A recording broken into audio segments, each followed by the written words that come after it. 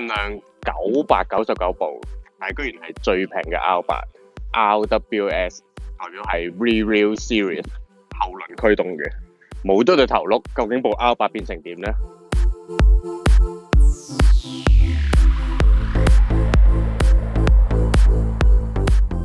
咁大家都知 Audi 咁多年嚟嘅，同呢個後輪驅動都冇乜兩嘴嘅，佢哋叻嗰塊叫 Quattro 4驅啊嘛。咁但係今次咧犀利啦，出咗個叫做 RWS Rear Series 嘅 R8 純後驅。咁先講 power 咧，其實佢嗰副 engine 一樣嘅，都係5.2 V10，咁啊540匹，55.1 kgm 扭力。咁但係咧，所有嘢依家就係唔係4個轆平均分享噶啦，而係掟晒後轆嘅。咁你可以想象應該幾狂野嘅。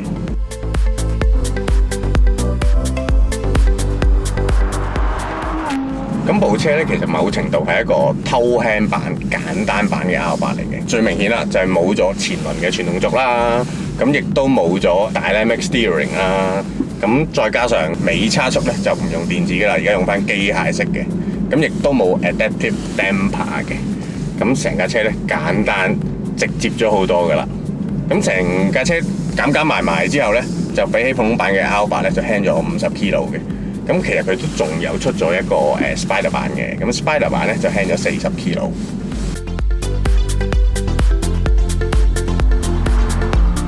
咁一架車中置後驅540匹馬力，當然佢 camber 後 camber 係加大咗嘅，咁呢個亦都係 for traction 啦。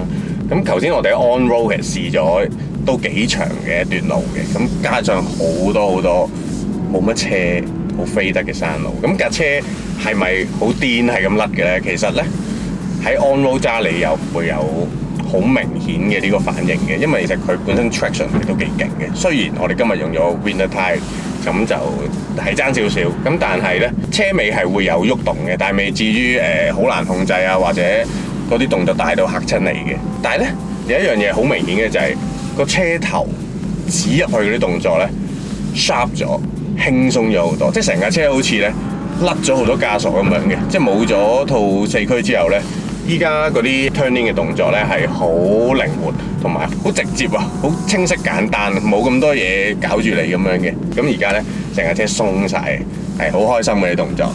咁當然 on road 未見到真章啦，真正好玩嘅後輪驅動中置引擎500幾匹，梗係要甩下啦。咁今次廠亦都安排咗一啲 drifting 嘅活動俾我哋嘅。咁一陣咧，我哋就會喺呢個空曠嘅機場嗰度咧，試下究竟呢架車有幾甩得。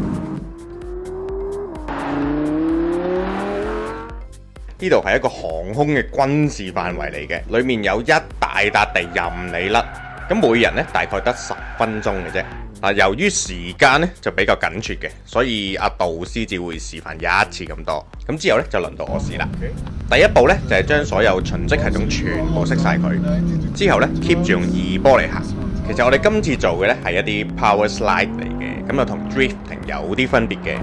咁出咗個彎心之後咧，咁你大有推甩條尾，咁之後咧就好快速咁反彈再修正。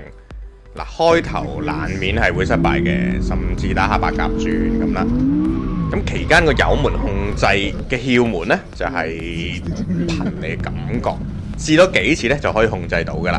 咁至於後驅嘅 R8 係咪好甩嘅車呢？